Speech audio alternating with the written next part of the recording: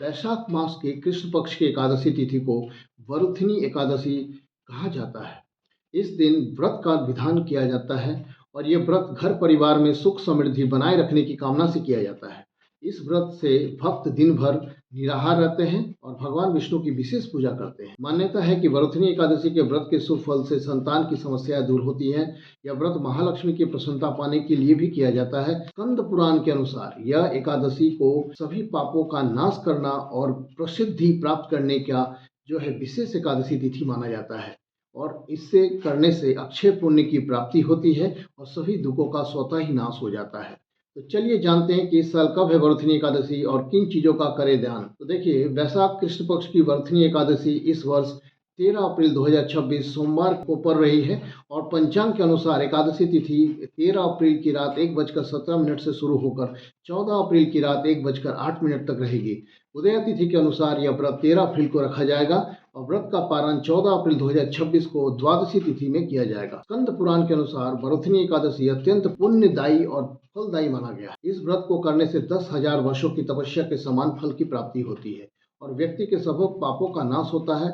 मान्यता यह भी है कि इस एकादशी का व्रत करने से उतना ही पुण्य मिलता है जितना कि सूर्य ग्रहण के समय दान करने का मिलता है। पौराणिक कथाओं के अनुसार राजा मांधाता और धुंधुमार जैसे राजाओं ने भी इस व्रत के प्रभाव से स्वर्ग लोक की प्राप्ति की थी।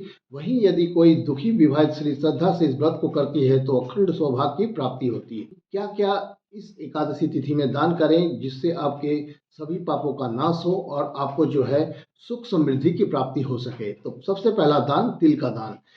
इस दिन तिल का दान करना अत्यंत पुण्यकारी माना गया है। इससे पापों का नाश होता है और शुभ फल की प्राप्ति होती है। दूसरा दान अन्न दान। इस अन्न का दान सबसे श्रेष्ठ दानों में से गिना जाता है। इससे जरूरतमंदों की सहायता होती है और मानव देवता अथवा पितरों को तृप्ति मिलती है।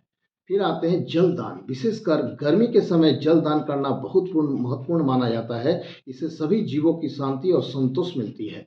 इस समय अगर आप कोशिश करें कि एक मिट्टी के घड़े पर जल भरकर आपके आस पड़ोस पे रखें जिसको प्यो बोलते हैं, तो इससे क्या होगा कि आप जल को रखने से किसी भी प्यासे व्यक्ति के प्यास बुझेगी और आपको पुण्य की प्राप्ति होगी। तो अवश्य मिट्टी के घड़े में जल भरकर अपने आस पड़ोस में रखें ताकि प्यासे व्यक्तियों को और पथिकों का प्यास बुझ सके और आपके जीवन में समृद्धि और विकासशीलता का मार्ग प्रशस्त हो सके। तो इस एकादशी तिथि पर ये नियम मेरे बताए गए दिए अवश्य करें और मेरे बताए गए नियमों के अनुसार, ज्ञान के अनुसार यदि आपको लाभ की प्राप्ति हो तो कृपा कर मेरे चैनल को लाइक और सब्सक्राइब अवश्य करें।